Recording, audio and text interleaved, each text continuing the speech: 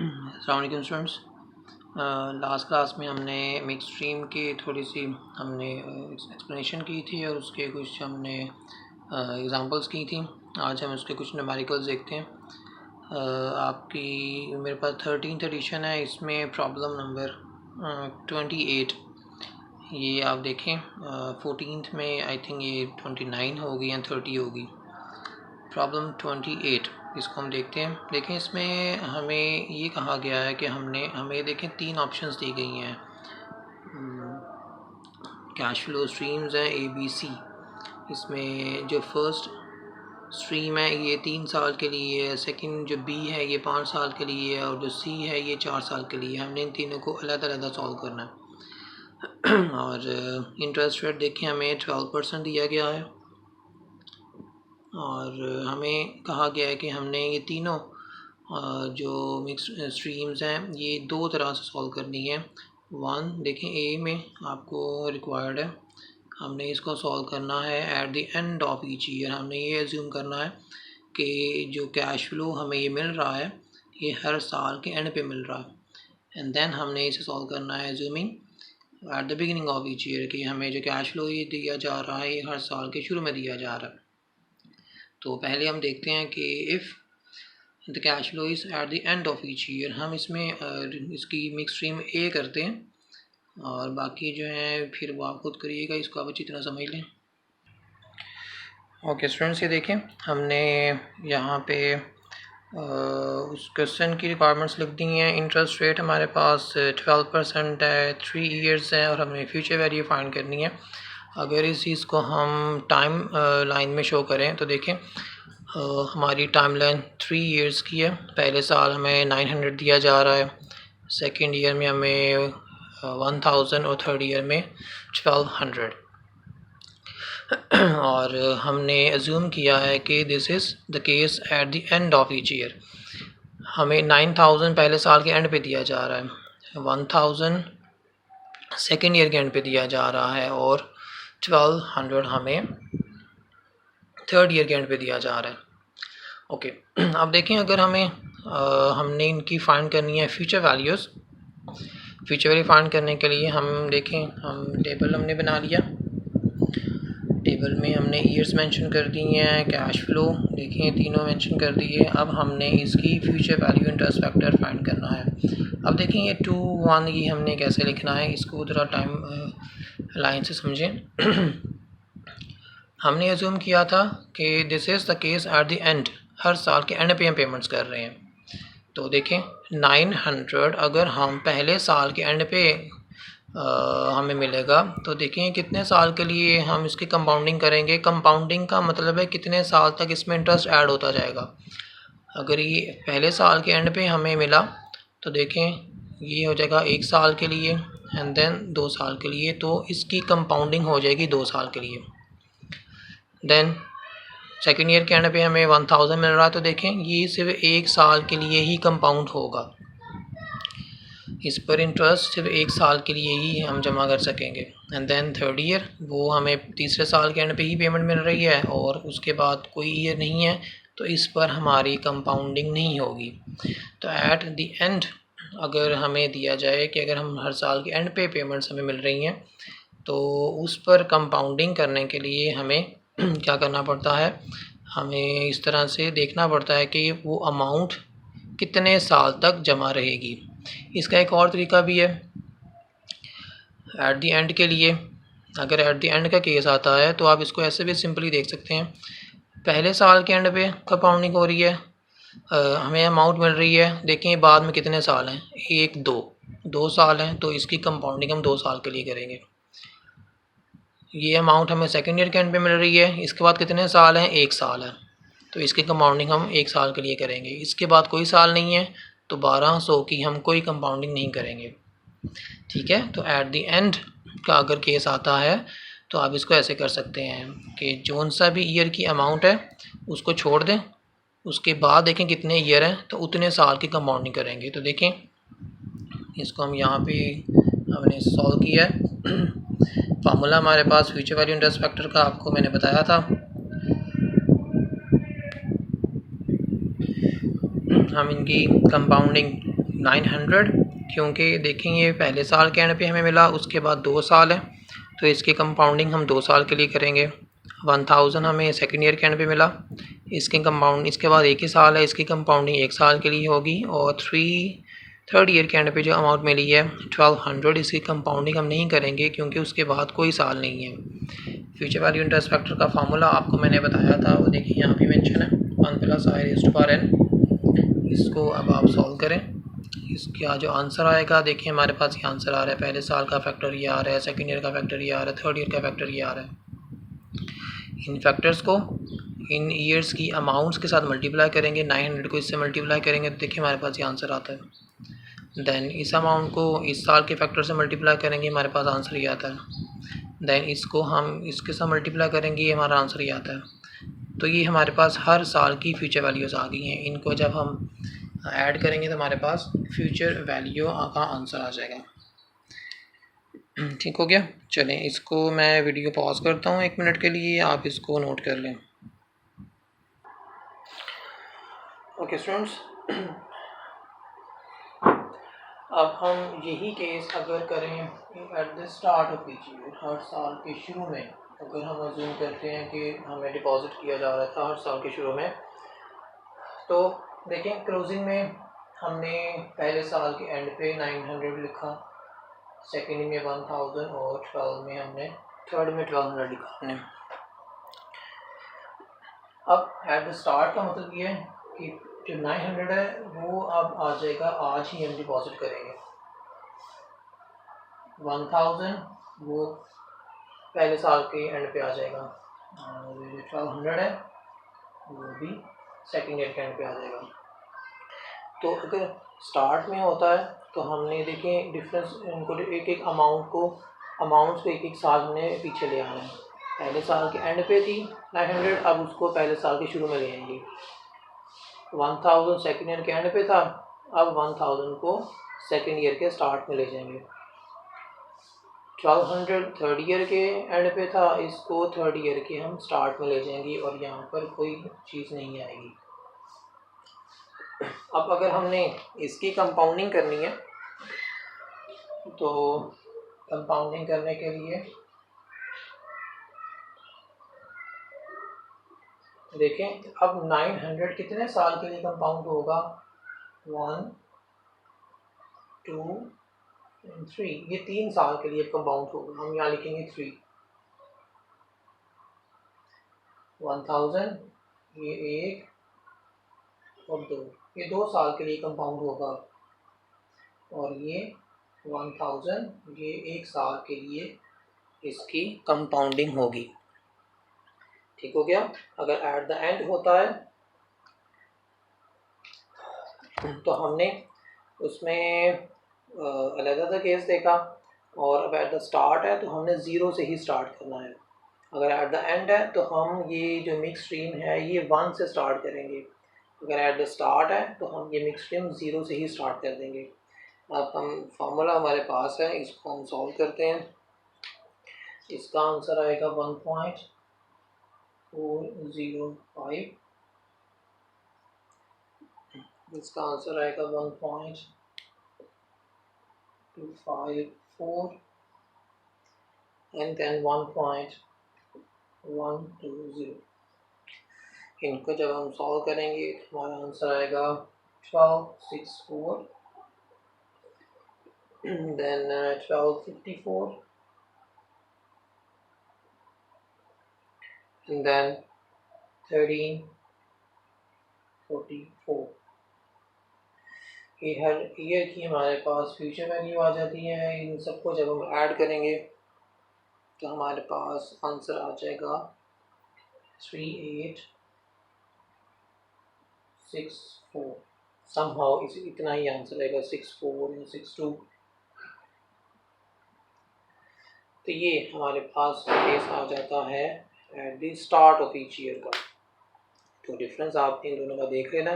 Eight the and में हमने mix stream start करनी है 1 से, वहीं से कैलकुलेट होगा, और जो एट द स्टार्ट है उसमें हमने कैश फ्लो स्टार्ट करना है 0 से, और उसके आगे हमने ईयर्स को देख लेना है। ओके स्टूडेंट्स, नेक्स्ट जो हमारा क्वेश्चन है, इसमें हमने कंपेयर करनी है दो वैल्यूज़। इसमें हमने सिंगल अमाउंट और फ्यूचर और मिक्स स्ट्रीम का आपस में कंपेयर करना है। ये प्रॉब्लम 13th एडिशन में 29 है और 14th में आई थिंक ये 30 या 31 होगा। देखिए इसमें वो कह रहा है कि एक गीना विटाली, उसने एक हमें पर्सन मेंशन किया है और इसने इसने कोई ज़मीन सेल की है, स्मॉल पार्सल ऑफ लैंड। इसने इसको सेल किया है जो कि इसको इनहेरिटेड हुआ था, जो इसको विरसे में मिला था। अब जो बायर है उसने ज़ाहिर है इसको पेमेंट करनी है। अब पेमेंट करने के दो तरीके हैं। एक कि इसको पेमेंट की जाए 24,000, जैसे ही ये उसको वो लैंड सेल करेगी तो जो बायर है वो उसको 24,000 उसी टाइम पे कर देगा। एक ऑप्शन तो ये है बट इसको यहाँ पे मेंशन है कि इसको कोई ज़रूरत नहीं है इमीडिएटली पैसों की। इसने पैसे लेकर किसी अकाउंट में डिपॉज़िट करा देने हैं और जहाँ से इसको इंटरेस्ट मिलेगा 7%। तो क्योंकि इसको पैसों की ज़रूरत नहीं है फ़िलहाल, तो इसने उसको ऑप्शन दी है कि तुम मुझे एक दफ़ा पेमेंट बेशक ना करो, तो मुझे हर साल में पेमेंट करते जाओ। तो देखेंगे उसको सेकंड ऑप्शन ये दी है कि पहले साल के शुरू में, बिगिनिंग ऑफ ईच ईयर, हर साल के शुरू में देखिए मेंशन है, हर साल के शुरू में तुम मुझे पेमेंट करते जाओ। देखिए 2000, 4000, 6000, 8000 और देन 10,000। तो ये इसने उसको ऑप्शन दी है कि तुम मुझे डिपॉज़िट ना करें, तो मुझे 24,000 ना दो, बल्कि तुम मुझे हर साल के शुरू में इतनी पेमेंट करते जाओ। अब हमने ये देखना है कि इन दोनों में से कौन सी जो ऑप्शन है वो इसके लिए ज़्यादा सूटेबल है। क्या ये आज ही उसे 24,000 ले ले और इसको कहीं पे डिपॉज़िट करवा दे, या उससे कहे कि तुम मुझे हर साल के एंड पे इतनी अमाउंट जमा करवाते जाओ, उसे एक ही दफ़ा पेमेंट रिसीव ना करे। तो हमने ये दोनों चीज़ें देखनी है। जब हम इसको इस तरह से हमने दो वैल्यूज़ को जब हमने कंपेयर करना होता है तो इसका बेस्ट जो सॉल्यूशन है वो ये है कि आप दोनों वैल्यूज़ की प्रेजेंट वैल्यूज़ फाइंड कर लें। अब 24,000 तो है ही प्रेजेंट वैल्यू, उसने कहा था कि वो उसको आज ही पे कर देगा, तो वो तो ऑलरेडी प्रेजेंट वैल्यू है, इसको तो आपको सॉल्व करने की ज़रूरत नहीं है। बट वो जो मिक्स स्ट्रीम है इसे आपने देखना है, इसकी आपने प्रेजेंट वैल्यूज़ फाइंड करनी है। जो भी इसकी वैल्यू आएगी इसको आप कंपेयर करेंगे 24,000 के साथ। अगर जो सी वैल्यू ज़्यादा होगी आप उसको चूज़ करेंगे, जिसकी प्रेजेंट वैल्यू ज़्यादा होगी उसको आप फिर चूज़ करेंगे। तो 24,000 को हमने सॉल्व नहीं करना, वो ऑलरेडी आज की ही वैल्यू है, और हम मिक्स स्ट्रीम को सॉल्व करते हैं to find the present value, और उसको फिर हम कंपेयर करेंगे 24,000 के साथ। इनमें से जो सी बड़ी वैल्यू आएगी वो हम चूज़ करेंगे फिर। ओके, हमारा क्वेश्चन हमसे रिक्वायर करता है कि either we need to select 24,000 और मिक्स स्ट्रीम। ये हमने डिसाइड करना है। हमारे पास उसी तरह से कैश फ्लो गिवन है for the next 5 years।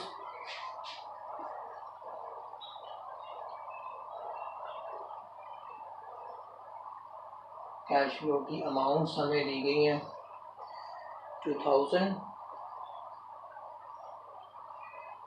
then 4,000,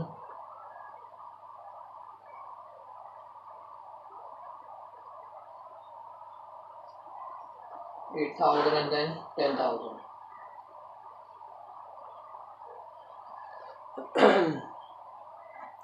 अगर हम इसको टाइम लाइन में शो करें तो हम यहाँ 5 साल मेंशन कर सकते हैं, 1, 2, 3, 4 and 5। पहले साल में हमारे पास 2000 है, then 4000 है, then 6000 है, then 8000 and then 10,000. Okay mention है ये जो अमाउंट्स हैं these amounts are the beginning of each year, हर साल की शुरू की अमाउंट है, ठीक है। हर साल की शुरू में होने की वजह से हम इसको इस तरह से लिखेंगे 2000 आज की अमाउंट है, ज़ीरो से स्टार्ट करेंगे। 4000 सेकेंड ईयर के स्टार्ट की वैल्यू है, सेकेंड ईयर का स्टार्ट कह लें या फर्स्ट ईयर का एंड कह लें। 6000 ये थर्ड ईयर के स्टार्ट की वैल्यू है। 4000 8000 ये फोर्थ ईयर के स्टार्ट की वैल्यू है। एंड देन 10,000 ये फिफ्थ ईयर के स्टार्ट की वैल्यू है। तो इसको हम इस तरह से मेंशन करेंगे, हम ज़ीरो से स्टार्ट करेंगे सारी मिक्स स्ट्रीम को, हम वन से स्टार्ट नहीं करेंगे। अगर यही mix stream eight the end of each year होती तो हमने इसको वन से स्टार्ट करना था इस तरह से, लेकिन क्योंकि यार the start of each year है हम इसको ज़ीरो से स्टार्ट करेंगे। अब हम देखते हैं कि इसकी प्रेजेंट वैल्यू हम कैसे फाइंड करेंगे। प्रेजेंट वैल्यू का मतलब क्या है कि हमें सारी वैल्यूज़ को ज़ीरो पे लेके आना। 2000 तो ऑलरेडी ज़ीरो पर ही है, 4000 को लेकर आने के लिए हमें एक साल डिस्काउंटिंग करना पड़ेगी,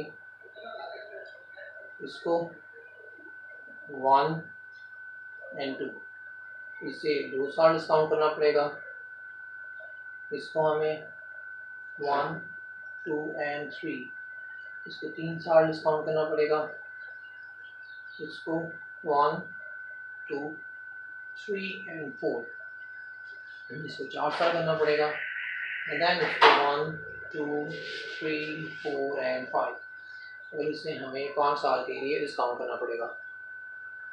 यहाँ पे फार्मूला लिखें प्रेजेंट वैल्यू इंटरेस्ट फैक्टर का। फार्मूला आपको मैंने बताया था 1/1 plus i raised to power n।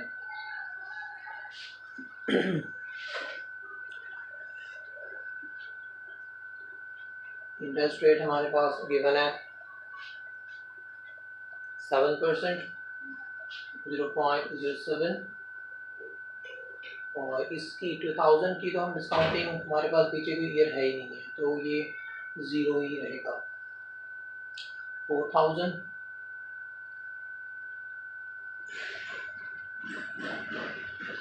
की डिस्काउंटिंग हम देखें यहाँ से 1 साल के लिए करेंगे,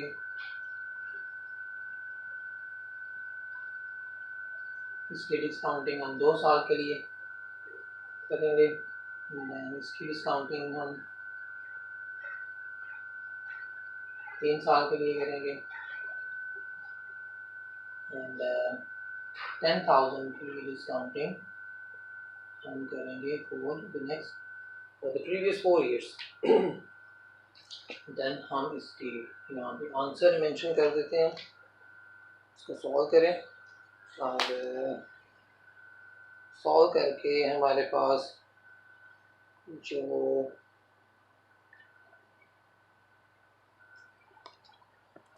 हमारे पास आंसर आएंगे उसको हम यहाँ मेंशन करते हैं, दैट इज़ 1। इसका जो हमारे पास आंसर आएगा दिस इज़ 0.9346। देन इसका जो हमारे पास आंसर आएगा दिस इज़ 8734।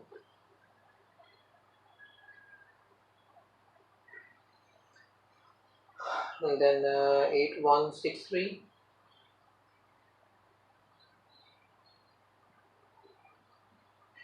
and इसका नेक्स्ट जो हमारा आंसर आएगा दिस इज 7629। तो ये हमने सबको सॉल्व करके आंसर निकाल लिए हैं। देन हम इनकी प्रेजेंट वैल्यूज़ निकालते हैं, हर साल की वैल्यू को उसके साथ मल्टीप्लाई करते हैं तो 2000 ही आ जाएगा।